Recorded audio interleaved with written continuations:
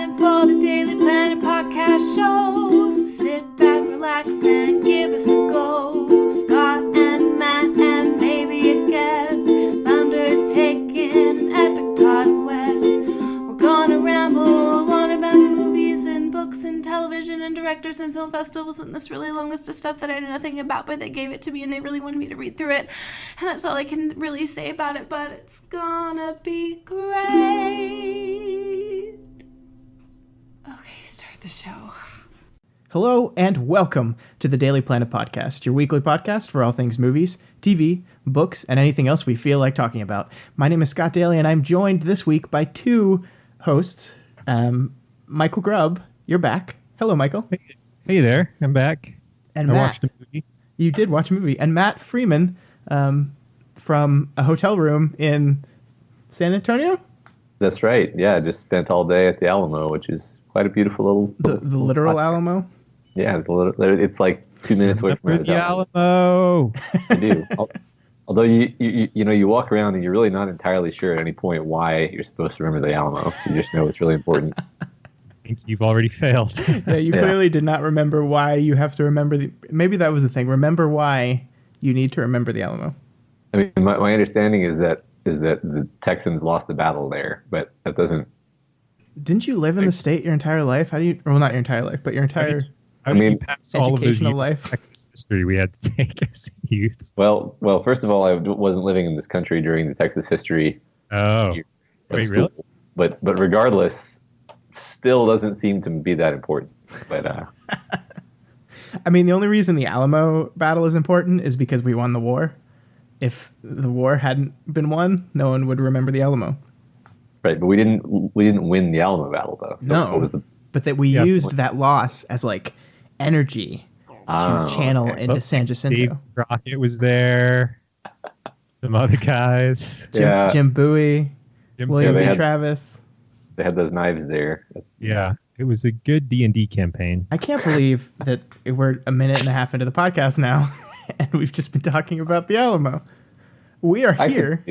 We are here to talk about Blade Runner 2049, the new movie by Denis Villeneuve. Michael, don't spoil your opinions yet. Like we always do on these podcasts, we are going to first have a kind of spoiler-free discussion where we talk about in very, very broad generalities what we liked and did not like about the movie. And then after that, we are going to move into a full spoiler discussion of the film and the things that we liked about it, if you're some of us, and the things that we did not like about the movie, if you're Michael.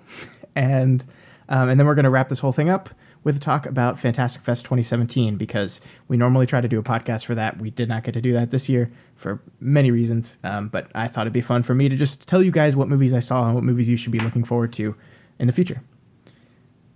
Awesome. All right. So before we get into that, though, I did want to address something that's going on in the world of film, not only film criticism, but the film community at large. As you guys probably know, there was a big story in the New York Times this week that Harvey Weinstein, the huge mega producer, has been involved in sexual assault for decades now.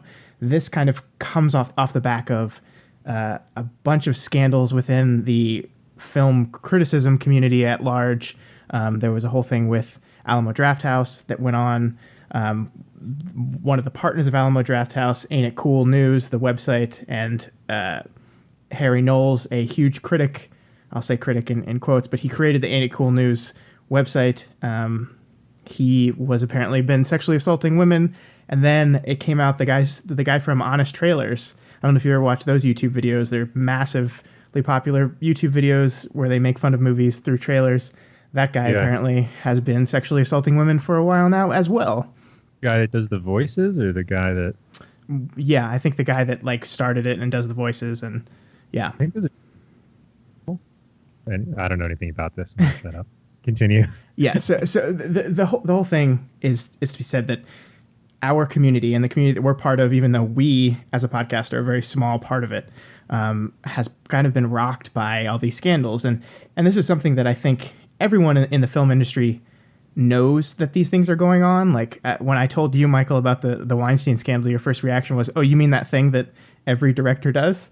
And I think that's fair because there's this understanding in the film world that it's an old boys club type of thing where men are in these lofty positions of power and they can use that to influence women or put women in uncomfortable situations. And it's just something that like I've been watching behind the scenes and I haven't said anything about publicly on this podcast before because it just made me feel very uncomfortable.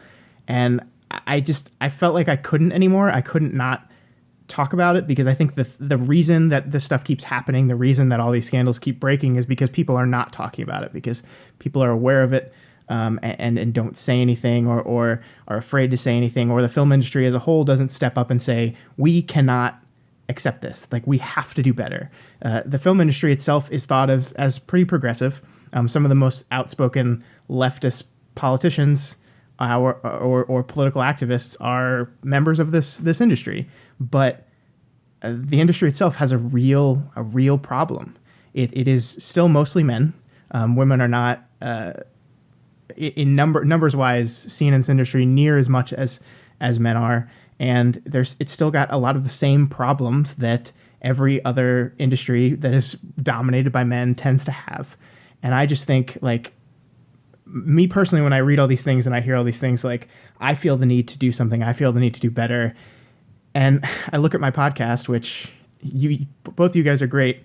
I love you guys. I can count the number of women I've had on the show on my arms, because it's literally just been my older sister and my younger sister, and that's it. So I look at this and say, I need to try to be more inclusive. I need to try to get more guests on here that are women. There are plenty of women in the film industry that we do not have on here. So I just wanted to bring this up and say, like, this is something that we at the Daily Planet are seeing, and it disgusts me, it angers me, and I feel like I need to do something, and I'm going to try to be doing something. I don't know what that's going to look like yet, but that's just what I wanted to put out there. I agree with you, but I want to point out that, these are some individual people. When I said, like all directors ever, I don't know anything about other directors. No, you were making a joke, but I think that joke exists in the culture because it's something that happens. It's something that happens, but this is a couple of bad people who are ruining, maybe the name of a field of people in general. And most directors, I'm sure, are very nice, respectful. Yeah, and I think that the thing is here, gentlemen that are listening out there, it is not hard to not be a creep to women. It really isn't. Like, I don't care what position of power you are in. It is not difficult. Stop it. Yeah. And I would say, like, I think the vast majority of men are not creeps. Actually, the problem comes up when it's not that you are being a creep or you feel compelled to be a creep. It's when your boss is a creep, and it's really, really, really inconvenient, whether you're in academia or film or business or literally anything. It's really, really inconvenient and perhaps even destructive to your life and your career to do or to say anything when you find that your boss is that kind of person or anyone over you in power. And in fact, you may not even know what the appropriate response is. But I think that's the kind of thing where it's very human to just want to be like, oh, well, it's not my responsibility to deal with it. And you're tempted to minimize the impact of what it is that you're seeing, again, regardless of what industry you're in.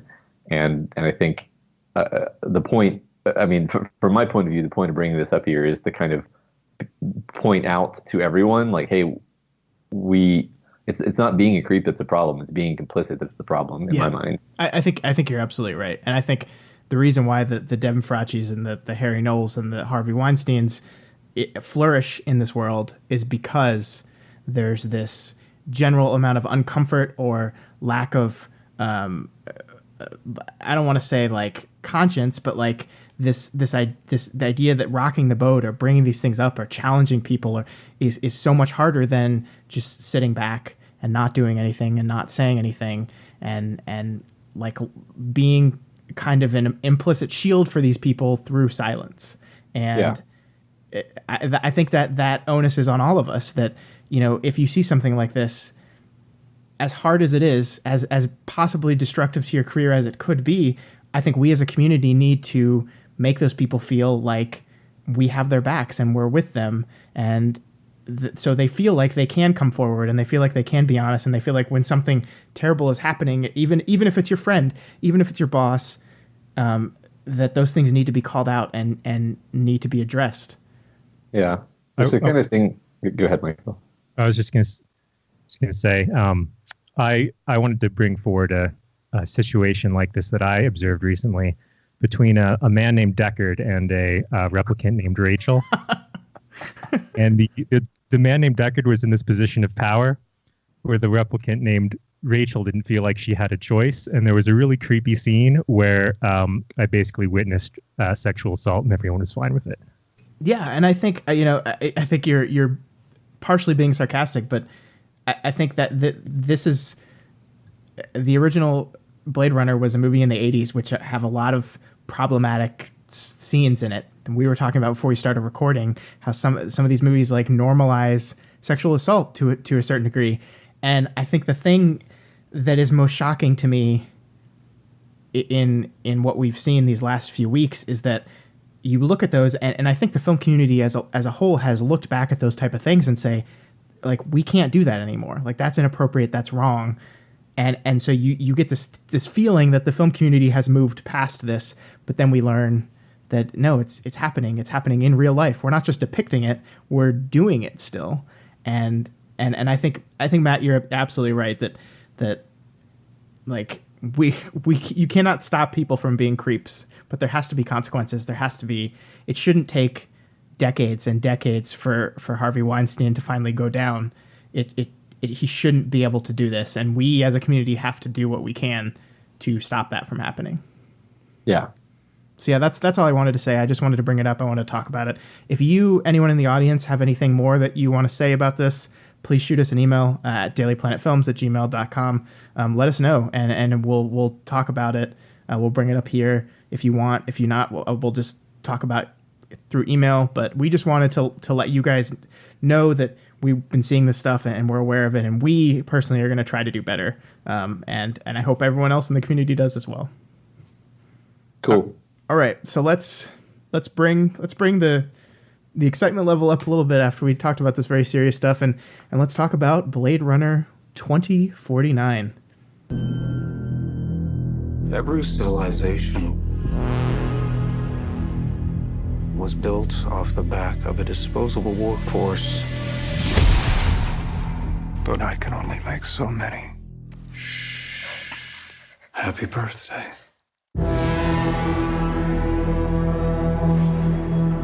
There is an order to things. That's what we do here. We keep order. The world is built on a wall that separates kind. Tell either side there's no wall, you bought a war. So before we get into the arguing section of this podcast, I guess I wanted to go around the room and get everyone's general opinion of the original film, the first Blade Runner. And Michael, you're a good place to start with. So what did you think of the first Blade Runner before we move into the sequel? Yeah, well, I thought actually it felt very. Yeah, I won't mention the sequel yet, but I think they were very similar in a lot of ways. But my feeling about the first one is that there are a lot of things that were beautiful about the first one and that they did well and effectively, but that ultimately, like, it was not a great movie to watch. Like, while you're watching it, it's less enjoyable than while you're thinking back about the things that happened, that they did in it to, like, convey certain things. Okay. How about you, Matt? Yeah, I think I always liked that movie quite a lot until someone pointed out to me that maybe it was a little bit overrated. And then I watched it with that in mind, and then I agreed with that sentiment as well. And I think really it's very slow paced. The protagonist is a boring character who has no arc, but it does have some really good characters who are the replicants. I think that so like I'm probably the only person in the world who actually likes the original cut with like the voiceover, because to me that is the, I mean, to me, that's the first version I saw, and I probably saw that many times before I saw later versions. more characterization of Deckard. Right. It makes Deckard feel like more of a person, because otherwise you just have Harrison Ford slubbing around, like saying hardly anything and never emoting. Right. Whereas it actually feels like it feels 1,000 times more like a noir detective story with that very classic noir detective voiceover. And if you remove that, it completely changes tonally, because now it's just a sci-fi story about a guy who hunts replicant cyborg things and like it's barely a detective story. So I don't know. I enjoy it. Like Michael, I enjoy a lot about the movie, but it's not a movie where I'm ever like, oh, I'm excited to sit down and watch Blade Runner. Yeah. So I am pretty forward with my opinion that Blade Runner was very overrated. It was a very pretty movie, good soundtrack, and I did not like the film at all. I did not like Harrison Ford's performance. I think the voiceover that you're talking about, while I think it does add some new light to the movie, it is some of Harrison Ford's worst performance ever. It's like the dialogue as he reads it is so monotone and terrible. Like it's really bad. I actually heard that he hated the idea of the voiceover so much that because it was like a late add-on thing, and he really didn't want to do it, so he just did the worst job he possibly could on purpose. Yeah, I think that's I heard that same thing. So, and it certainly sounds like he did. While I don't think he's the best actor, he's definitely better than the line readings he gave for that stuff. But yeah, I think it is a movie that has a lot of big ideas, and it is a movie that's very light on plot, but strong on these kind of out there considerations about what it means to be human and what it means to be alive. And in that respect, I really do think that this new movie, Denis Villeneuve's Blade Runner 2049, is true to the spirit of that kind of thing. Only I personally loved it so much more than I liked the original Blade Runner. So that's a good way to move on into this discussion. And Michael, go ahead. Without spoilers, why did you not like Blade Runner 2049? I mean, it did capture a lot of the feel of the first movie, but kind of in all of the wrong ways, I thought. The first movie, it felt very, very slow, and not just plot progression, which is also true, but he lingers on all of the shots for a very long time, sort of on purpose to like show what's background stuff that's happening in the world. And that combined with the sort of hanging string and brass notes in the soundtrack, which is more of a soundtrack than music. Like you couldn't hum the melody of the soundtrack because it was more just like noises that evoked the feeling of the world, and in that respect it did a good job. But all of this combined made me just bored watching the movie, and I couldn't really get over that. Furthermore, there were great elements in there, great ideas that are fun to think about later, like the kind of thinking about the relationship between Ryan Gosling, who is a replicant Blade Runner, and his AI partner, was kind of a cool, almost ambiguity of like, does she actually have any feelings for him, or is she just everything she wants him to be? Which, like all the advertisements are saying, which is probably the correct choice. But then you can think like, oh, does it matter?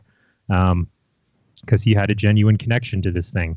But all of these pieces of the story were kind of in the background, and the main story was very boring and ultimately a bit pointless. And we can talk about that in more detail later, probably. But I'll get your reactions first. Okay. Yeah. I mean, I think that, you know, for all the reasons that you seemingly did not like it, I did. I mean, I think you're right that the main storyline isn't too great, but the thing that I love about the main storyline is it's more of just a device to jump into these little vignettes that are exploring different parts of what the theme of this whole thing is, the searching for humanity, searching for meaning, searching for a soul. And like I heard one of the reviewers I read described it as like every once in a while the storyline stops to jump into an episode of Black Mirror, and I really think that's a very accurate depiction of this movie. But I loved that. I loved these little vignettes that we jump into that explore these characters and the technology and what that means and what it looks like. I found the movie just staggeringly beautiful, like some of the best cinematography I've ever seen. Roger Deakins is a cinematographer. He's worked with Denis Villeneuve a few times before. He's been nominated for an Academy Award like 1 billion times and never won. And I hope he wins for this, because the cinematography was good in the same sense that the cinematography for The Revenant was good, in that, like, if you take individual shots, it was pleasing, but it did not make for an enjoyable watch. See, I disagree though. I like The Revenant cinematography was good because it was like, let's prove that we can do this, where this was, I really want to set this. I want to set this tone. I want to set the scene. I want you to feel what this world is like. And it, like, the set design, the set production combined with the cinematography, the incredible visuals, the incredible things we see, just like it was staggering to me. Like, I was in awe of what I was watching. And I just, like, yes, I think the main storyline is not great. Yes, I think the movie could be a little bit too long, although I didn't realize I just sat through over a 2 hour and 30-minute movie when I was done. I looked at the time when I walked out and I was like, wow. So while I do think it's overlong, that isn't one of my main complaints, but I don't know, just like that score that you're talking about, which was Hans Zimmer, who stepped in to do a lot of this. Yes, it's not music, but it just had so much tone behind it. And you take that tone and you combine it with the visuals and the cinematography and what Villeneuve is doing with the camera, and it's just like, it's staggered me. And I'll get more into the specifics of that kind of stuff I like in the spoilers, but I don't know. I was floored by this movie. Matt, how about you? Yeah, I love this movie. I want to place that stake as far into the territory of loving this movie as possible. You know, I think we're going to get into things, but like you can't really argue when like Michael, if you say you're bored, I can't say like no you weren't, or you were wrong to be bored, obviously, because like everyone is entitled to their reactions. I think a lot of people are going to say that they were bored or they found it boring, but like I personally didn't find any of it boring, because part of it is because of that kind of vignette structure that Scott brought up, where it does have a habit of taking a little detour off of the main on rails plot. And every time it does that, it's into a completely delightful sci-fi exploration of the themes of the film in a different way or with a different twist, and always adding to it in a way where you would be detracting from the movie if you took that out of the movie. And then the main plot itself, I don't even know if I would argue that the main plot is less interesting than the side plots. But that doesn't mean the main plot is bad. It's just a relative thing. And the main plot is still this very interesting thematic idea. I loved the acting. I loved the world that they built and how they explored it and fleshed it out. I think some comment that others have said is that this is one of the best sequels in a long time, because it actually serves the exactly right function of what a sequel should be, where it's expanding upon the ideas of the original without just being a retread of the original, and making you basically glad that this was made and extending that world. Yeah. And I want to talk about that with you a little bit, because when I heard that they were making a Blade Runner sequel, I think both of our first thought of that was like, oh no, like what are they going to do? And right. and I think it is very easy to Hollywoodize Blade Runner, and the movie that we got is not that at all. Yeah. Yeah. And that's one of the biggest accomplishments of this is that you took a sequel and you made a true sequel. It's not exploitative. Like, it's very easy to say, oh, Harrison Ford is back in this movie just like he's back in Star Wars, but like Star Wars was explicitly going out to pull your nostalgia strings and exploit your connection to Harrison Ford. I don't think this movie did that at all. I think Harrison Ford's entrance into this movie, like, not only does it work plot-wise, but it's really not that important. It's just like he's there because the plot kind of leads to him eventually. Right. That's not a spoiler, but no, I mean, yeah, he was in the trailer, but yeah. I kind of felt the opposite. I mean, because he wasn't that important, I felt like they kind of just put him in to be like, oh, remember Deckard? Everyone loves Deckard. See, that's not what I like. I didn't get rose-colored sunglasses like at all in any of his scenes. Yeah, I think he wasn't that important, and I think the movie, like you could have had a version of this movie with no Harrison Ford in it, and that would have also been fine. I didn't feel like when he entered the movie that it was like I didn't roll my eyes. Like the odds that I wasn't going to roll my eyes were like 1%, and they hit that target. So yeah, because I was not actually like the trailers for this movie all looked like boring and kind of try hard, if that makes sense. Yeah. And then I started hearing that this was actually good, so my expectations went up a little bit. So this actually was working its way out of a hole for me.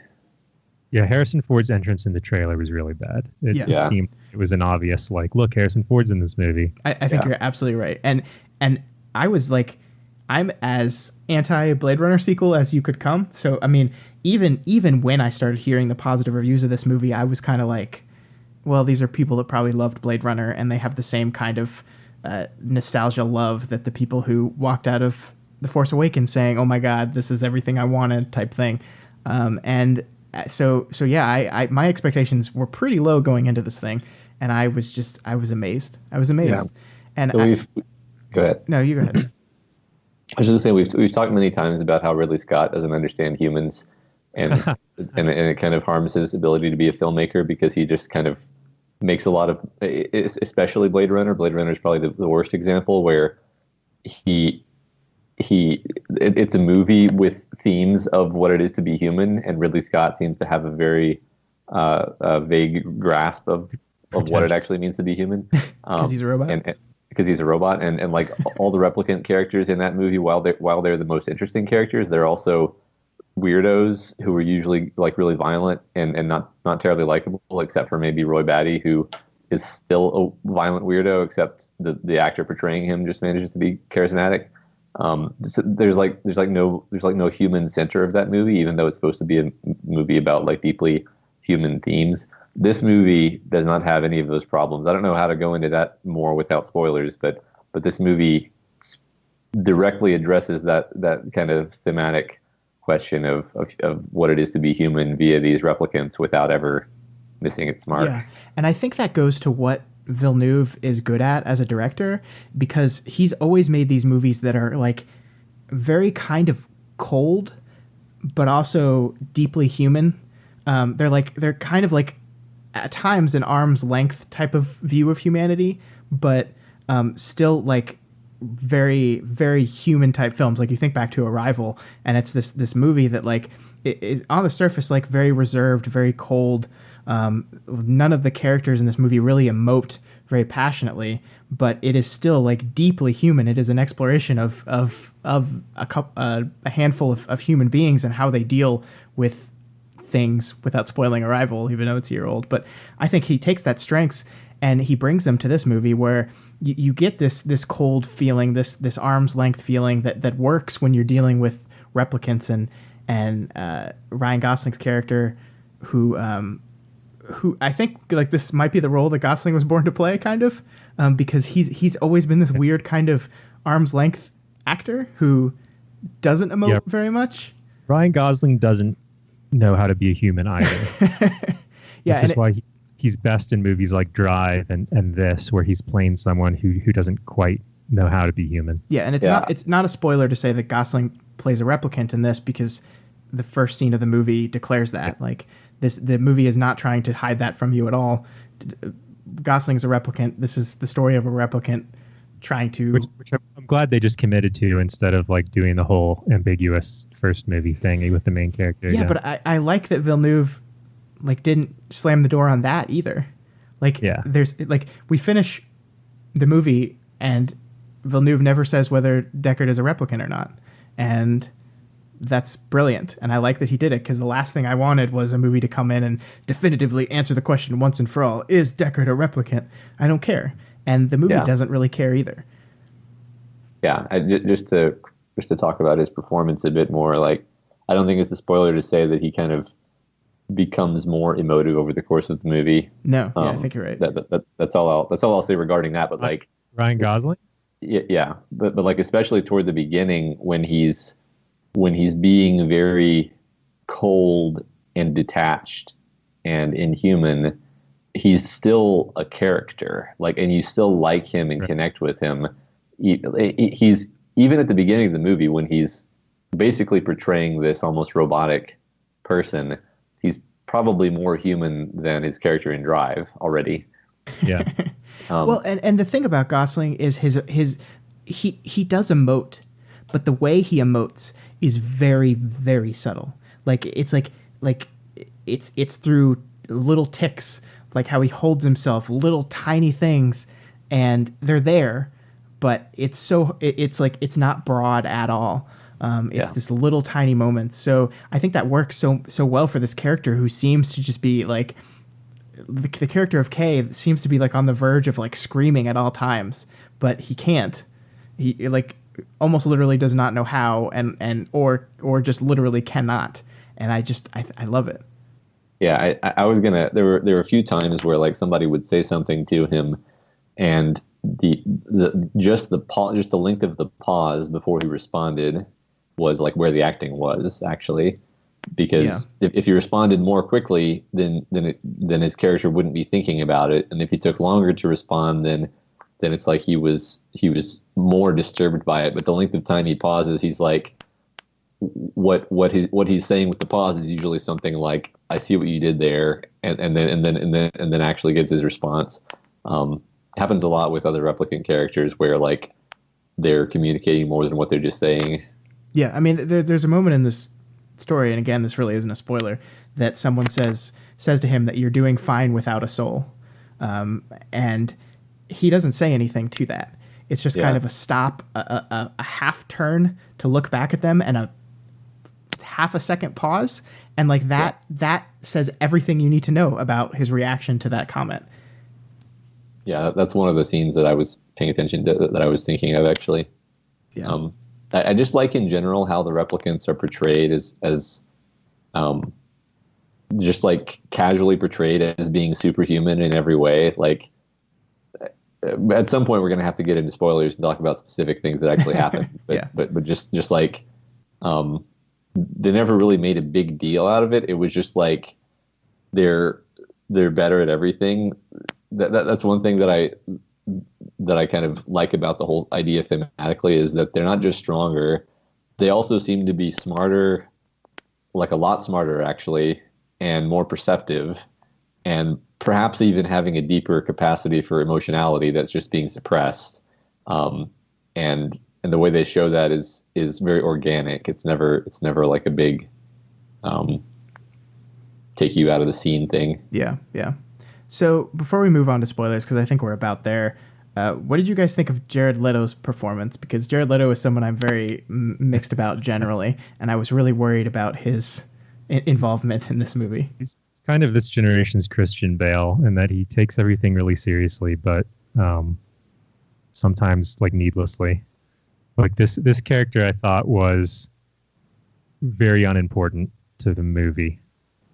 Yeah, he was. But I liked it. I don't know. Like, I think there's something about his take on this character that was like almost self-serious to the absurd degree, weird and off-putting, and like the I don't want to criticize him for taking the role too seriously, because I guess it's always a good thing to do, and he did a good job with it. But I just couldn't help but feel at the end how pointless the character was at all. Never really resolved. How about you, Matt? I liked it. I thought it was fine. Like if he had been in the movie more than he was, then it might have become tiresome. Yeah, I agree. If that makes any sense. But he was minor enough that, and he was kind of ridiculous. Like I think he's supposed to be vaguely ridiculous because he's always just saying these like highfalutin pronouncements that no one ever actually says in real life, and And Yeah. the movie is sort of like not trying to portray that as being like, oh, this guy is a visionary. It's more like this guy thinks he's a visionary. Yeah, and I think one of the problems with the character, and I think this goes into Robin Wright's character as well, is they're kind of saddled with theme dialogue. So like everything Jared Leto says in this movie is an exploration of one of the themes of the movie. So he has this very kind of theme-centric dialogue to where it almost gets ridiculous to a degree, and Robin Wright is the same way. And if I had a complaint about the film, it would be is that these characters serve as kind of an outside, I'm just stating what the movie is about type of thing. He was kind of an anime villain, I think would be a good... I think that's fair, yeah. That he was just kind of over the top, like monologuing things, and didn't make a lot of sense, and wasn't a very human character, but he was there to talk about loftier things. Okay, So maybe this is a borderline going into spoilers type area, but I think there were actually a lot of moments during this movie where I would be like, wait a minute, that doesn't make sense. This movie's dumb, and then I would like stop for a second while the movie was going, and I'd have to think something through, and then realize that I just had to think it through. Like we can talk about specifically what I'm talking about, but like. We should talk about those, because I think I still have a few of those complaints, and maybe you can explain it to me. Yeah. Okay. Yeah. So let's go ahead and do it. Let's move into that. The one thing I want to say before we move into spoilers, though, to cap this discussion, is just like this. If there's going to be a world in which sequels to 30-year-old movies get made, this is the one that I want. This is the world that I want. This did not feel like a cash grab. Let's poop this out movie. This was a movie that a lot of time was taken. It was very specific and deliberate in a lot of the things it did. And that's, I think, Michael, why I was the most surprised at your reaction to it, was just because like this is one of the least Hollywood type Lego sequel things I've seen. And that made me so happy. And of course it's not being rewarded because it's tanking at the box office, because that's what happens. But yeah, it made 31 million this weekend, which is not great. Yeah, I mean, I was like, I didn't hate everything about this movie. There were a lot of things to appreciate about this movie, which is more than can be said for Indiana Jones and the Crystal Skull. Yes. But I just felt it kind of crossed the border into pretentiousness rather than having a nice balance of artistic expression and storyline and characters. So perhaps with that, we can get into the spoilers. Yeah, let's do it. So from here on out, if you have not seen Blade Runner 2049, stop the podcast here, go see it, and come back. I really urge you to go into this movie as blind as possible. So please don't listen to this next part. Yeah, just in case you're still here, I like this. This is a movie that has twists that would benefit from not knowing what they were going to be ahead of time. Yeah, so absolutely. All right, so let's do it. Spoilers.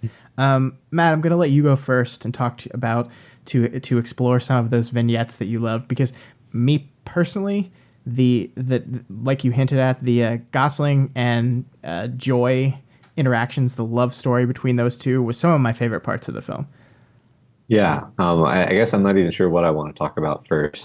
There's a lot, yeah. There definitely will. So I guess I'll pick up what I was just saying about being confused a few times, and like it's actually rare that like either a movie is confusing and I walk out of the movie thinking like, well, that wasn't very well executed, or it's just like you see it coming a freaking mile away.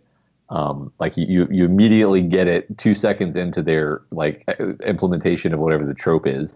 But in this movie, I was completely following his like this, increasing belief that he was actually the child. Yeah. And then completely like crushed with him when he realizes that he wasn't the child, because you want, at that point you want him to be that, like because you like this character and it means something to him now. And then when he realizes he's not, like you're able to empathize with him even more and understand why he then does what he does after that. So that was, that's I think that is I think thinking about that plot idea in isolation is cool. The fact that he thought he was the special person, then it was revealed he wasn't. And the danger there that I felt it, the side of the fence that it ended up being on, is that then it feels like things didn't matter after that reveal. And that's kind of the point, is that he's looking for something to do that matters. And I didn't buy the final thing he does, which is supposed to matter, which is saving Deckard and reuniting him with his daughter, because I didn't feel like the daughter was made to be important in the movie. She was just like a character that appeared earlier that they're like, oh, by the way, that was the daughter. I didn't really get the feeling that because, Deckard didn't ever know his daughter, that either of them were like particularly like longing to get back to each other, and that was the thing that Ryan Gosling should die for. See, Harrison Ford's performance is filled with that. Like, there's regret. Everything he's talking about and what he gave up, he seems filled with regret. Like, he's off living on his own with a dog. Like, the whole story about, like, I had to do this, like, the only way to keep her safe. Like, his line about that sometimes loving someone means, like, staying away from them. And, like, there was regret in him, I thought. Yeah, I felt like it was believable. I mean, he clearly was basically just like living by himself and raising bees and drinking himself to, a stupor essentially, and it was because not only because he lost Rachel, but I think also because he lost his child. And then as for his child, like her life, like this is my assumption, but like I think. She probably doesn't even really have an immune disorder. Like they probably just literally sealed her away so that she would be hermetically sealed away and nobody could figure out who she was. And like her life, she may not have been longing for her father because she didn't know she was missing her father. But her life is pretty terrible, and she's now she could potentially be freed from that. So that was also like a nice thing. So logistically, let's see if we can work out what happened, because I was a little bit confused by how she was like given to this orphanage, this like work camp, and then how did she get there to the hermetically sealed chamber? So you've kind of answered my question a little bit, which is that like, well, she was never sick. They did that so they could never like test her for being a replicant, but that doesn't make sense because the test isn't. It's like an eye-based thing. Anyway, she's like super prominent in the world as the person who creates the memories. So I don't quite understand that progression and why she ended up there. So my stab at this is that like part of the plan was they put her in the orphanage. They already have the people who are going to adopt her arranged.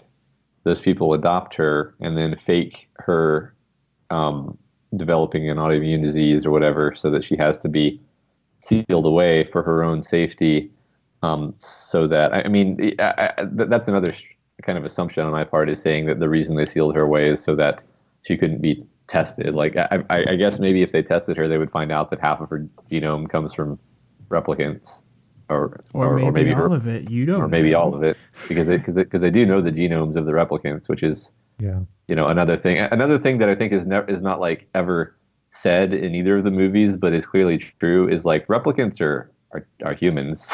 Right. they're just humans who are grown in a vat instead of genetically right. And I think the fact that they can get pregnant and have babies like seals that they are just human beings. Yeah. What is the deal with the, like, he's searching through the DNA and there's like someone there's like a boy and a girl who have identical DNA. What was that about? I mean, they faked one to hide. Yeah. Like, they had to register DNA. They didn't want to register her DNA as a replicant, so they faked it, because there can't be child replicants, so her DNA strain would have revealed that she's a replicant. But the only reason they caught it is because they duplicated something. Otherwise, she just had normal DNA, right? I think her DNA still would have been recognizable as being from a replicant, whereas what they did is they put in, like Scott said, they duplicated one of the other kids, and then that kid died.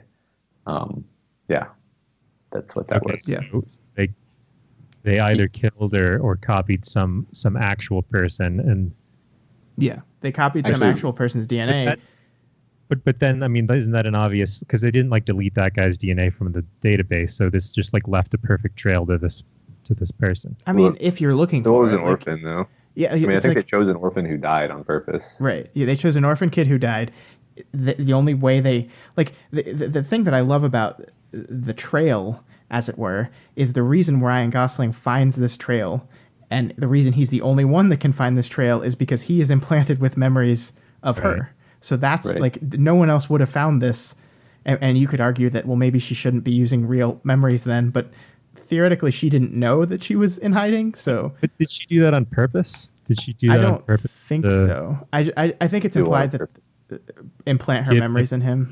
Real memory of the horse. She didn't give him the memory on purpose, but she puts her own memories out there as fodder for replicants. I kind of got the impression, and I kind of liked this, that maybe she was like reaching out by doing this, by putting her own memories in other people.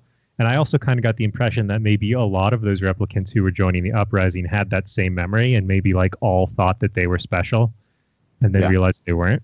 Yeah, I think that's possible. I think that is possible. I think I dislike that interpretation merely because I think it makes Gosling a little more special, and I resist anything in the movie that makes him unique or special in any kind of way, because I think that's what the movie's trying to say. That makes him less special, right? Because everyone has that same memory. Yeah, but it's like you found this like I like it better as just random happenstance that the reason this woman is the best memory creator in the world is because she uses a lot of her own memories in this creation. And so Gosling is not unique. He's not special. Like, he only found this stuff for just this random happenstance, and it wasn't part of any great plan. It wasn't part of anything. It was just he stumbled upon this thing, and he is not a snowflake at all.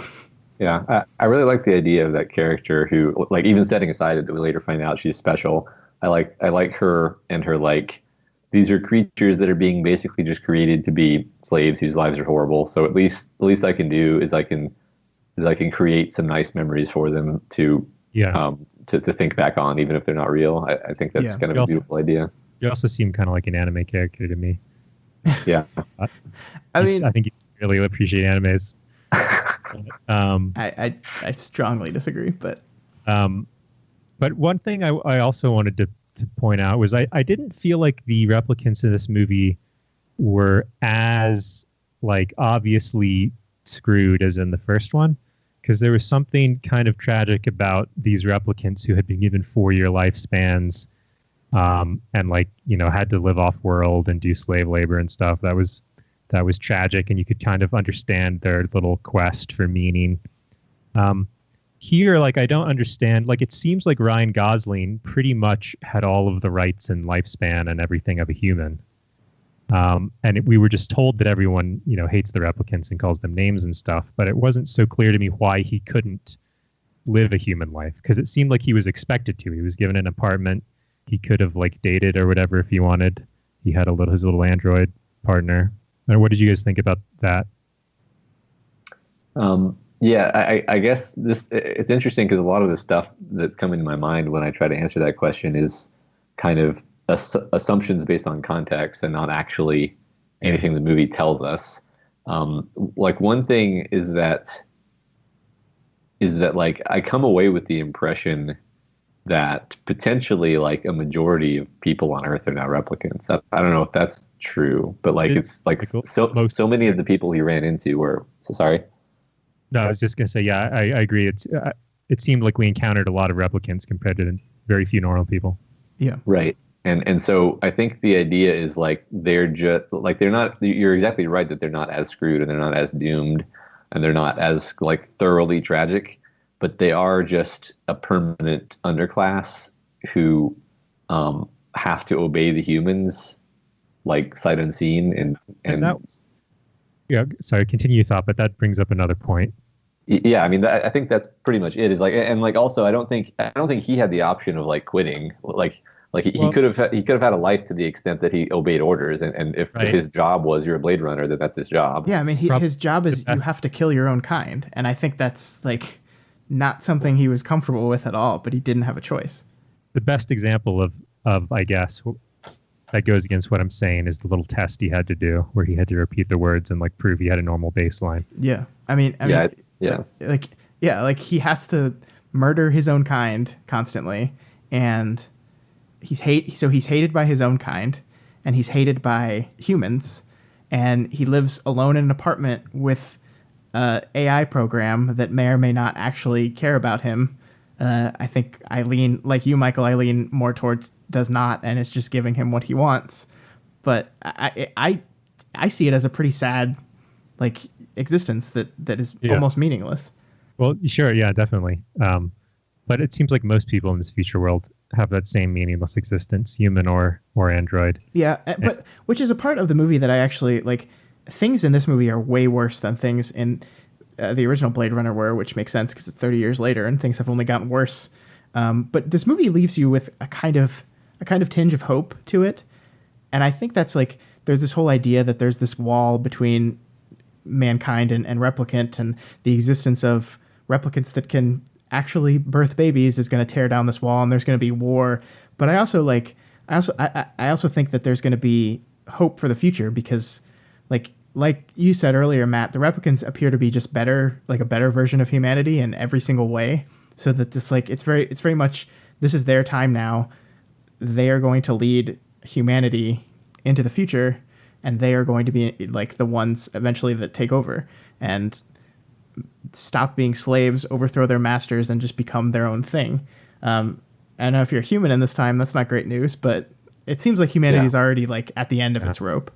Yeah, well, a lot hinges on whether Deckard is a human in that case, because if he's a human, then that implies that humans and replicants could interbreed, and then you would have a future where humanity is just kind of uplifted in that way. Otherwise, I'm pretty sure humanity is unenhanced humanity is going to be destroyed, and it's going to be replaced by humanity plus.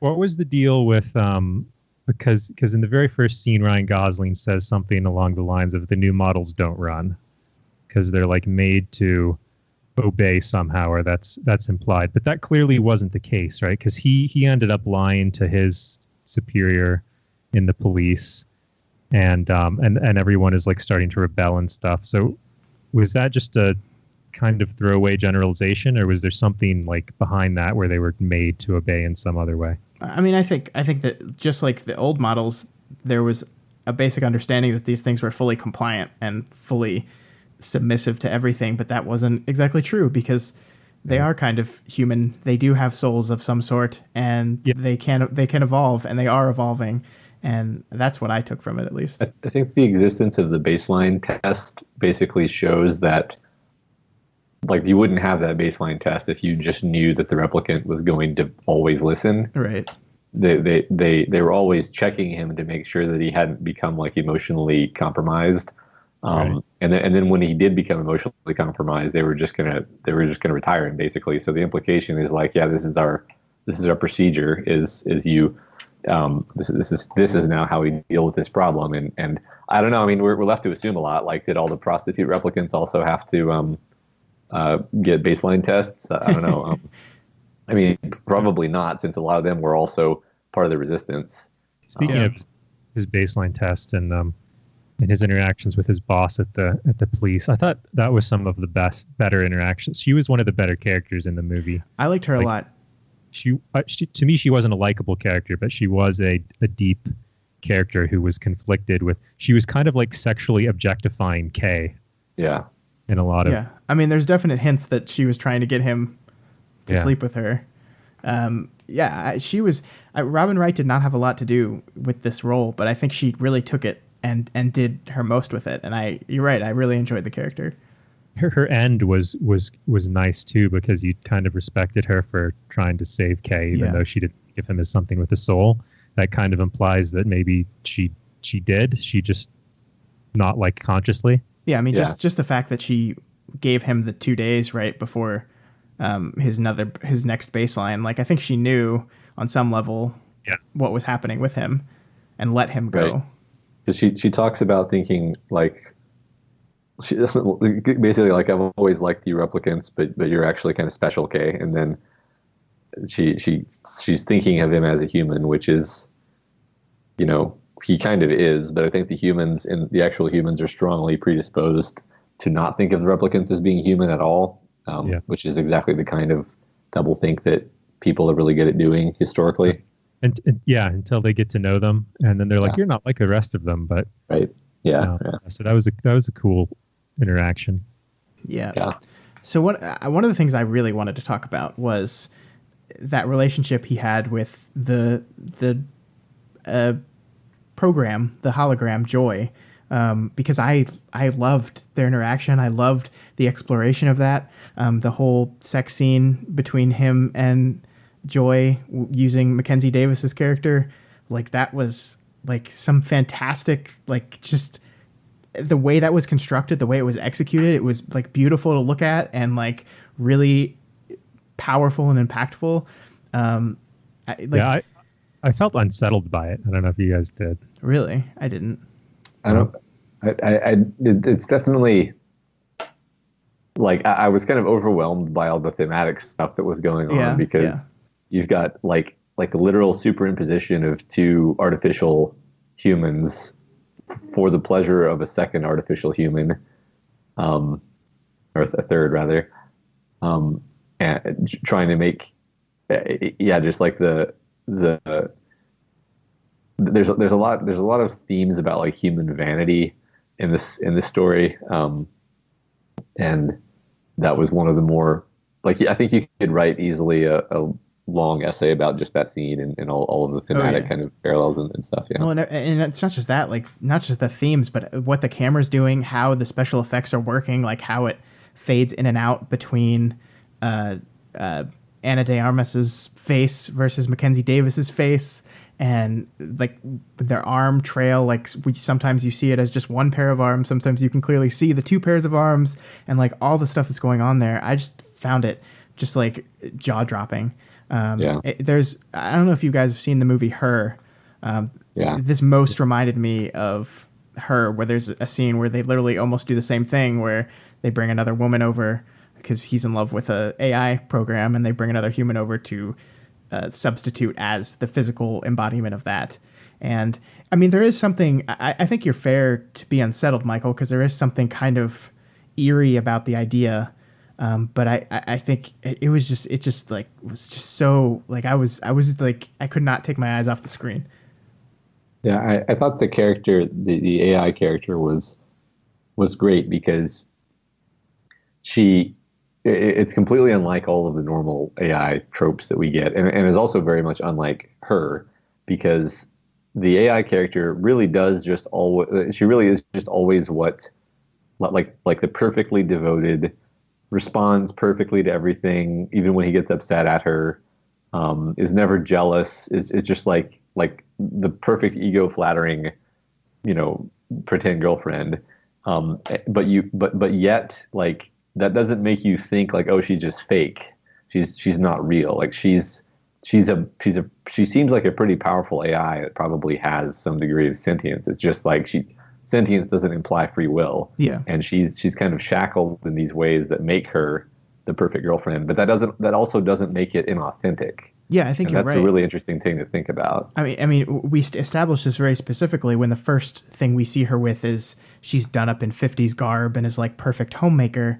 And then we complicate this character a lot more from there. Like, I love the scene where they're like, she goes out into the rain for the first time and she's like fascinated by the raindrops falling on her. But then, of course, mid makeout session, he gets a call and she's forced paused. Like, I loved that. Like the imagery of that is so wonderful. And we take this character through the movie to where when like the other replicant steps on the portable like display thing for her hologram, basically killing her, you feel something. You're kind of upset, and this is a not real person, but also I think by then we're kind of exploring, well, isn't she though? Like if he cares for her, like if she has some form of sentience, isn't she just as real as the replicants are?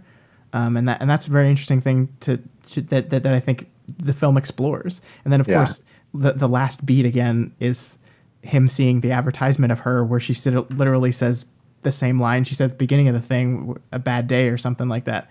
I just to kind of like emphasize how artificial she was. Yeah, yeah. But yeah, like I think it's like you could say it's his love for her that makes her real. It's kind of like a Velveteen Rabbit type situation where it reminds me of like Wilson the volleyball, where you're not sad because the volleyball is floating away. You're sad because the main character is sad that the volleyball is floating away, and you're connected to him. And that ties into the idea where he first meets Harrison Ford, and he asks if the dog is real, and Harrison Ford's perfect reaction is, I don't know, ask him. And I think that's like, not only is that like, it's a tiny little beat, but it fits into one of the biggest themes of the movie is like the only person that can tell whether they're real or not is the person themselves. And if you asked Joy if she was real, I bet she would say yes. I think this is one of the reasons I was kind of disappointed with the ending, is because one of the themes that we're talking about here is that the importance of relationships is kind of like how we define them and whether we believe in them or not. And what I felt the ending was showing is that that's not true. What's important is like biological human links, because there was no established relationship between Harrison Ford and his daughter, but that was hailed as being the most important thing to Ryan Gosling. See, I think Ryan Gosling was looking for a reason to exist and a reason to do something. And this is the thing he latched onto. I mean, you could also argue that he wasn't just saving Harrison Ford. He was preventing Harrison Ford from cracking. He was saving the resistance. He was ensuring the survival of his species. So it's not just about that human interaction. That is a part of it, but it's not the whole thing. I think, I mean, that's one thing I actually enjoy about the movie and about this conversation is it's making me realize how much of what I walked away from the movie with was my projection onto the characters. Because like there's so many scenes where it's just like Ryan Gosling standing with his Ryan Gosling face, like looking at a wall practically, and you're like projecting what you think he's thinking there. And like I had this whole thing in my head, for example, where he thought he was the special child, and he thought that was his memory. And then he realized that those were all her memories, or at least that was her memory, and that a big part of his life was actually part of her life. And he decides, like, well, she is who I thought I was, and I'm going to give her a gift now. He's kind of, or maybe another way of interpreting that is he's kind of fulfilling his own wish to be reunited with his father, because it is kind of his father, because he's only the product of his memories. Right. Yeah. Yes. Yeah. Exactly. Absolutely. He's almost the father of all of them who have the memories, because and I thanks for phrasing it that way. That is how I sort of saw it. I didn't have that phrasing. And I don't think that's just your interpretation though, because I think the movie kind of says that, because he has this confrontation scene with Harrison Ford where he thinks he's his son at this moment, and he's calling him out. He's like, why did you abandon your kid? Why did you do this? Like this confrontation scene where Harrison Ford gets to explain to his son, quote unquote, that why he did this thing, that he clearly does love the kid, but this is what he had to do. This is what they agreed to. And so he got this moment, and he thinks, well, she's his real kid. She needs this moment too. She deserves this moment to understand why the things happened to her. Yeah. Well, yeah. I mean, I kind of like the interpretation more that it was like that it was selfish, that it was him trying, fulfilling his own memories and still kind of thinking of Harrison Ford as his father, and that's why he's kind of giving himself a gift. I agree with that. It's right. Yeah, but I don't know how so. Like, I think the beat that when he changed his mind and tries to go after, they replay the beat where he's told, like, maybe the most human thing you can do is sacrifice, is die for someone else, so it's selfish in that effect, where he's creating purpose for himself by sacrificing himself for someone else. But I don't know. I didn't think the act itself was selfish. Can I talk about that reminded me about the 5 seconds of the movie that I didn't like very much at all. Yeah, go ahead. Was where the kind of cartoonish woman who was the replicant who had one eye was giving the speech, and then in the middle of her speech, like 200 people walk out behind her, and I found it to be kind of corny in a way that I was like, that wasn't. Why would they be right there waiting? Why would they be there waiting for the dramatic moment in her speech? Like it took me out of the movie for a second. I wasn't sure. It wasn't the kind of thing I expected in a movie like this, I guess. Yeah. Yeah. That's an extension of a lot of it. I felt there were more moments like that were kind of pretentiously dramatic that brought me out of the movie. Like everything with Jared Leto and his interactions with people, and none of it made sense, even like logistically either. I didn't understand why he was bringing Harrison Ford off-world to torture him outside of his private pyramid where he's killed people anyway. Basically just so Ryan Gosling has a chance to intervene. I yet again made up an explanation for that, which was that maybe they weren't even going to torture him. Maybe they were just going to take his memories out directly, which makes sense science fiction wise. But yeah, I'm not sure why. Like, is it implied that their main like labs are off world? I don't remember if that was set up. It's not a thing that bothered me. But it was definitely a plot device that the only way we can get this is taking you off world so we can have this dramatic chase sequence. But that didn't bother me too much. I can see what you mean though, Michael, with the over dramatic. Like part of me, I guess I excused that because I was like, that's just who this guy is he loves this seeming so self-important that he can just like have a top of the line replicant like dropped in front of him and then just like kill them for no reason. Like that's right. I didn't understand that scene. What? I didn't understand that scene either, where he just killed the replicant that he'd made. I think he's just expressing his frustration with the fact that as powerful as it is, he can't make something that can reproduce, and so he still feels like it's a failure basically. And I think it's not coincidental that he basically gives her a C-section wound. Like that's exactly where he slashes her.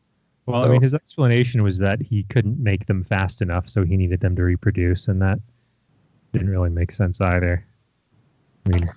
He basically wanted to make he wants to be God. He wants to make make a whole race. I did get that was kind of the broader implication of his anime villain character. Yeah. But, you're going to piss off all our anime fans by saying that in a negative connotation. Well, okay, yeah, it is a negative connotation. Yeah, I'm sorry, anime fans. I like anime. I don't. So I'm insulted by your... So is there anything more specific you guys want to talk about? One of the things that I just wanted to point out was the fight scene between Gosling and Harrison Ford in the Vegas studio. There's two one fake person, one other possibly fake person fighting against each other while a hologram of a fake Elvis is playing in the background. I like the imagery of that. I was floored with it. I loved every second of it. It was of course spectacularly well shot, and I think the sound design there was really great with the music cutting in and out and silence and other scenes. I just really loved that entire encounter.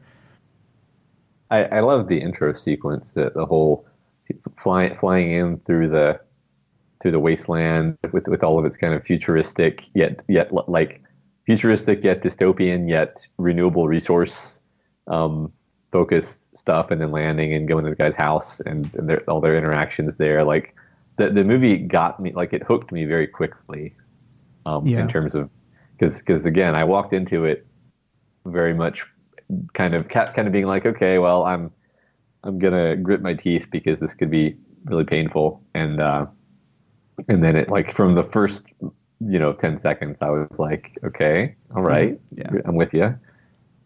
I think we just, like, in spite of your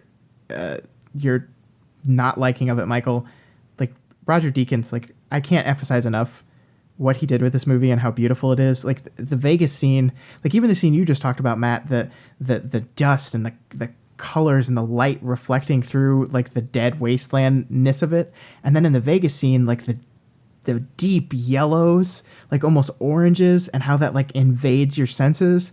Like the color work, the cinematography is so good in this movie. Like I can't, like I could turn the sound off and just watch this movie, and I would just still be like awestricken. Yeah, I want that jacket. Oh, Ryan Gosling's jacket. I guess that we didn't even mention that. Yeah, the production design, the costuming design, like all that, I thought was really fantastic too. Like Joy as she moves through these different kinds of costumes that are clearly just reflections of Gosling's different desires. It's just so good. I mean, I feel like this was probably intentional, but it still bothered me. Is the like obvious sexual objectification of every woman character in this movie? I guess that's the point of the features, that it's just kind of driven by shallow interactions like sex. It's this noir dystopian thing where that kind of depravity has taken over. I mean, not the police chief, right? But no. I mean, I think it's fair to say yes with all the replicant characters, but that's because they're not seen as human. Yeah. But like the police chief kind of gives the lie to that, because if anything, she's desexualized. She's she's not desexualized. She's the aggressor, though. She's the aggressor. Well, she's not painted as a sex object, and then she's the aggressor. Is what I mean there. Yeah. Yeah. Yeah. All right. Anything else before we wrap this thing up? I mean, I could talk about it forever, but I got on my main. I want to see this movie again. I really do. The length was a little hard. Like I just have a hard time with movies that are over 2 hours. Like I start to get a headache, frankly. And I did start to get a headache after about an hour and a half into this movie. But other than that, I would absolutely want to see it again. Yeah. I wouldn't. I mean, like, despite basically agreeing with all of the artistic points, talking about it and appreciating them, I just ultimately didn't think it was an enjoyable movie, and it was much too long for the amount of content it had. Yeah, and I do get that. I think it's funny because I came back from a festival where I watched 30-something movies, and the most like the common complaint I had amongst all these movies was this movie was a little too long. To move into that into a 2 hour and 35-minute movie or something, and to not notice the length was really refreshing for me. So I think it just pulled on my strings in the exact right way where I really honestly didn't notice the length. But I understand why you would. This movie, like I think Villeneuve's movies and this movie in particular was seemingly made for me because like everything that I like about film was present here. So I get that. I mean, if I had a half-hour intermission to stretch out my body, I probably wouldn't have had any issue at all with it. But yeah. All right. Speaking of Fantastic Fest, let's talk about Fantastic Fest. Yeah, let me hear about what movies will be coming out soon that I can see. Soon-ish. So for those of you that don't know, Fantastic Fest is a genre film festival. All that really means is instead of just a bunch of Oscar-type dramas, it's usually horror films, sci-fi films, the kind of weird independent films that might never actually make a release, but are still good movies anyway. They just are very niche and aimed only at a certain kind of audience. But I saw 34 films in 8 days, which is a lot. And I've pulled my top 5 for you here. I have a list over on Letterboxd of every single movie I want to see. I think we'll put that in the show notes for those listening if you want to go down and see every single movie. I ranked them like very quickly without a lot of thought. So it was basically like, yeah, I think I enjoyed these the most. I think I enjoyed these the least. But so that's all there. For the most part, there was not a bad movie that I saw. Like I said, some were a little too long. There's a movie called Blade of the Immortal, which is a Takashi Miike film, it's a samurai film that is 3.5 hours long. Jesus. It's way too long. It's way too long. You would absolutely hate it, Michael, because it's like 20 minutes of fighting.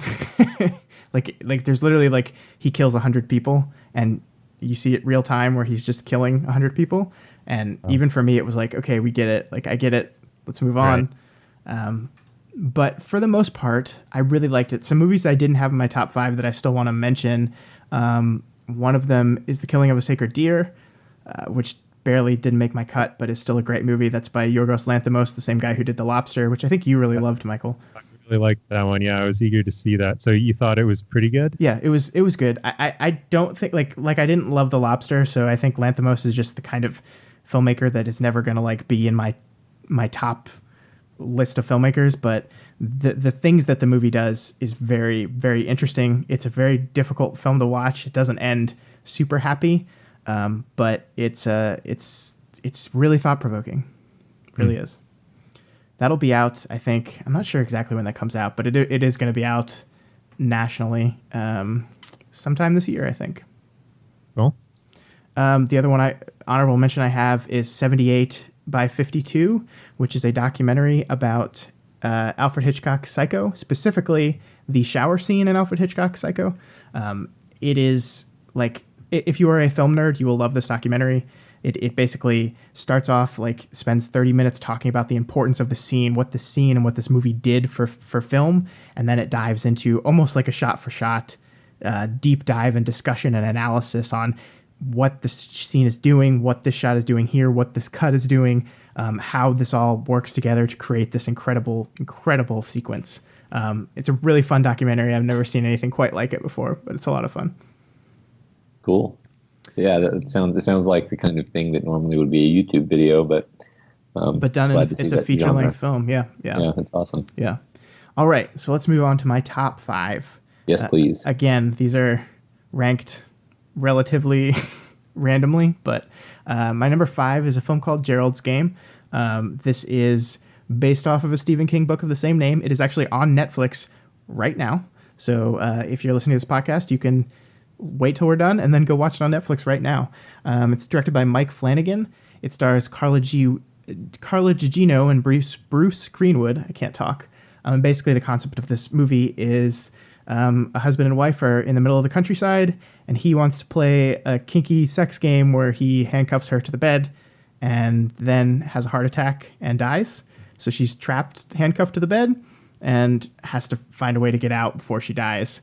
It's very classic Stephen King. It's the type of thing that, like, I didn't think it would be able to be adapted into a movie. I haven't read the book, but I've heard from a lot of people that it's just an unadaptable book, and they did it. It's very good. The ending isn't great. It gets a little hokey at the end there, which is classic to Stephen King as well, I think, but a really, really fantastic film. Very, very great performances. Carla Gugino is really at the top of her game here. She's wonderful. Good movie. Netflix, see it. Cool. Next, I have a movie called The Square. This is directed by Ruben Östlund. He is a Norwegian director who also did Force Majeure. I don't know if either of you ever saw that movie. No, I never did. The concept of Force Majeure is basically a family is skiing on a ski trip, and there's an avalanche, and instead of protecting his family, the main character runs away from them and leaves them to die. And then, of course, the avalanche doesn't actually hurt anything. So there's this awkward moment where his wife realizes that her husband just left them all to die. And it's just them dealing with the fallout of that. And it's an exploration of their relationships and marriage and this miserable type of main character in the husband. It's a good movie, but The Square is... Sorry, go ahead. I was just saying, it's a great premise for a movie. Yeah, it really is. The Square is his follow-up. And this is a movie, it's very, very interesting. It's about a guy who is a curator at a modern art museum in Norway. And he has a new exhibit called The Square, which is basically like a modern art exhibit where inside the square, everyone is going to pay attention and care about each other's feelings and their needs, and homeless people are helped. But so it's basically an exploration of humanity and this guy who is preaching this stuff, but is kind of an asshole and treats people terribly, and it's an exploration of him and like his discovery of how much of a jerk he is. It's hard to explain. It's hilarious. It's really funny. It's really good. Elizabeth Moss is in it, who is also great. This is a movie. I have no idea when this is going to come out. It's from Norway, but it's so good. The Square. Okay, interesting. And then the next film I have is a film called Bodied. This is a movie directed by Joseph Kahn and produced by Eminem.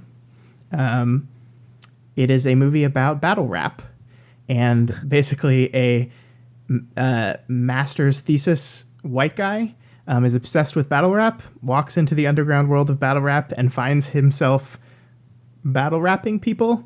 It is hilarious. It is offensive. It is introspective. It is like nothing I've ever seen before. Like, so many people are going to get offended at this movie, but it's doing a lot of very interesting things. Exploring cultural appropriation, but it's also exploring kind of like how the world of battle rap is kind of fake and it's still art, even if these people are pretending to be gangsters and like being like they're going to kill each other. It's all just like a game and a performance, and it's like, oh, it's so good. I have no idea who's gonna release this movie. Since it's produced by Eminem, I think it has enough name behind it that it'll get a wide release somewhere, but I have no idea where or when. Sounds fun. Yeah, it's a crowd pleaser. Like, I think the Fantastic Fest crowd was like perfect for this because like everyone was going insane watching this movie. This was a last minute addition to the festival, so no one knew anything about coming in, and everyone left this movie like, you have to see it. This might not ever play anywhere ever again. You have to see it right now. It was an experience. Yeah, it sounds like a cool experience to have at a film festival. Yeah. Number 2 was World of Tomorrow, Episode 2. I don't know if you guys ever saw the first World of Tomorrow. Is that the one with George Clooney? No. World of Tomorrow is that stick figure animation by Don Hertzfeldt. The one where he taped his 4-year-old niece and then wrote a story around her involving time travel and sci-fi themes and exploration of humanity. I didn't know that's how he created it, but yes, I love that. Yeah, that's how he did it. Yeah. So he did it again. She's a little older this time, so she cares about different things. I think she was 5 or 6 when he recorded this. But where World of Tomorrow Episode 1 was like extrospective, World of Tomorrow Episode 2 is very introspective. It's talking about the brain and your personality and who you are and exploring that. I think the Don Hertzfeldt was there for a Q&A, and he said that while he was writing this, Inside Out, the Pixar film, came out, and he was like, shit. So he like refused to see it until he finished writing his, and then he saw it afterwards and was like, oh, phew, we went different places with it. But so it's kind of similar to that, but it's in the same kind of stick figure-y animation style, with the adorable Emily as his niece, and it was so good. He like the showing I was in, since it's a short film, played both of them back to back, and it was a great experience. World of Tomorrow Episode 1 was robbed from the animation Oscar. It should have won. Hopefully this one does. Okay.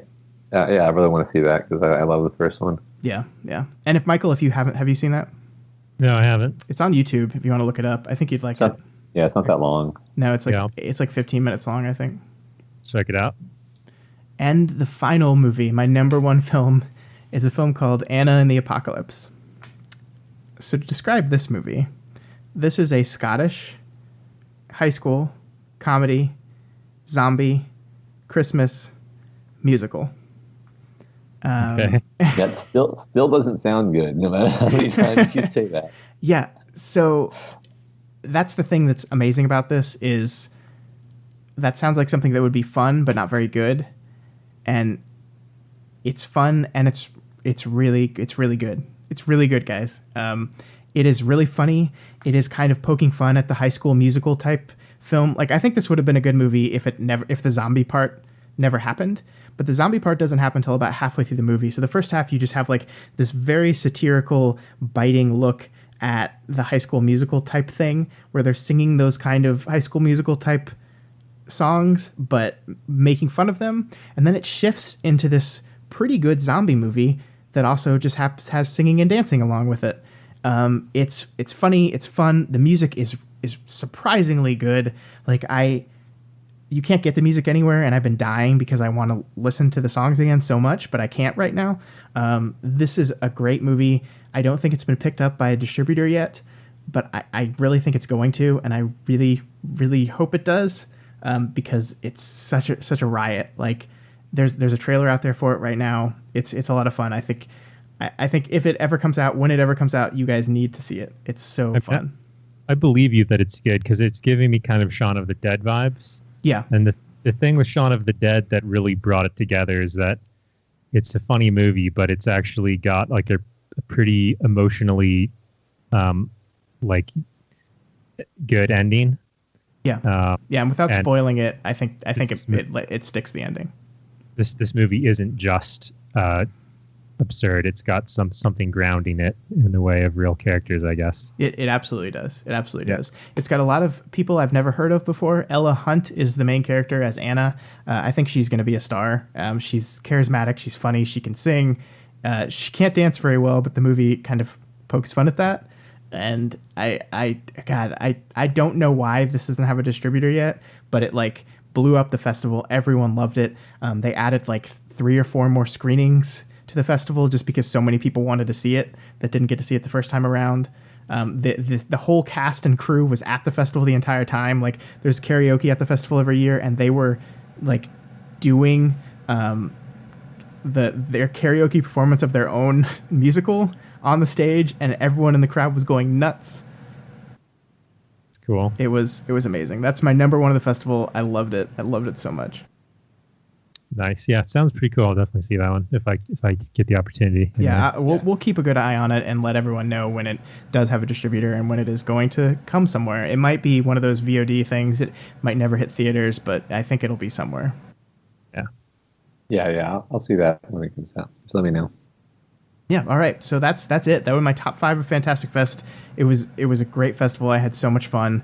A lot of other great movies in there that I didn't get to talk about. A lot of movies. The thing I love about the festival is you see these movies that you might not never see before. You see movies from other countries. It's a very international festival. I saw movies from Sweden, Japan, China, India, Scotland, all over the place. And it's so you get to see a lot of films you never would have seen. You get to experience a lot of cultures you never would have experienced before. So I love the festival. I'm going back next year. I go every year. It's great. Yeah. I'm still want to do that. I have certain constraints that make it difficult for me to commit to a several-day film festival. But, someday. One day we'll get you down there. Yeah. A lot of fun. Maybe I'll bring the kids. Yeah. I don't know about that. But. Yeah. So that's it. That's all we have this week.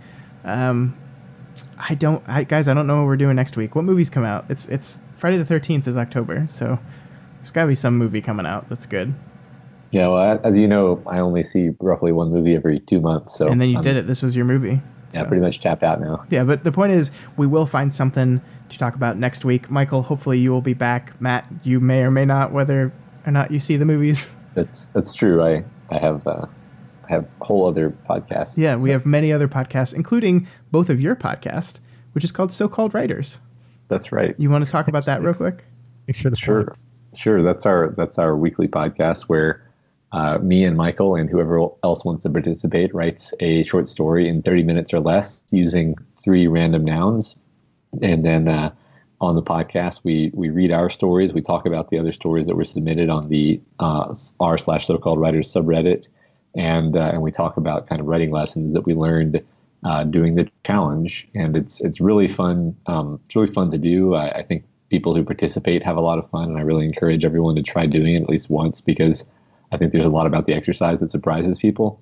And give it a listen and see if it's your thing. I think it's a fun little podcast, personally. Yeah, I'm making sure to plug that on every single thing I do because I enjoy it so much, and I want everyone else to as well, because I know they will. That's the thing. It's like, you listening out there, I know you will love this podcast. I know you will. Give it a shot.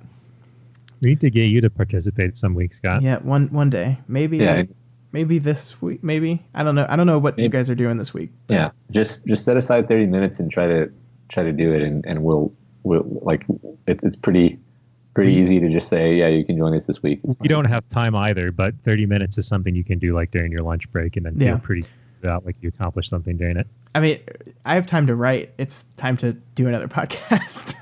That's my biggest problem. But yeah, I will definitely be on that sometime in the future. If not this week, then soon. But we also do a bunch of other podcasts on here. We have our We've Got Worm podcast. We're getting near the end of that one, Matt. I can't believe it. We're down to single digits. Yeah, we're getting near the end of that. And Twig is nearing its end as well. So Worm 2 will be starting soon, and then we'll have to figure all that out. Yeah, we'll be making announcements for that as we get closer to Worm. We're wrapping up Worm in December, so we'll figure out what we're doing from there. But it will continue one way or the other. So yeah. All right. So guys, thank you so much for coming on here. Michael, I'm sorry you didn't like the movie, but at least you had some positive things to say about it. And watching, this was a movie that I didn't mind watching. Unlike Wind River, which I just felt like it was a terrible way to spend my time. Oh man, I love that movie. My emotions negatively. This movie had a lot of things to talk about and learn from and appreciate in terms of storytelling. So even though I would say I didn't enjoy the watching experience, it was still a worthy experience. Yeah, so this hour on the podcast was more fun than the 2.5 hours watching it. Definitely. I thought about walking out. About 2 hours. I was like, I'm so bored right now, and I can't think of any way the ending is going to make up for this. Which I was pretty much right about. Wow. Okay. Well, that's all we got this week, guys. If you want to reach out to us, you can email us at dailyplanetfilms@gmail.com or follow us on Twitter at Daily Planet Films.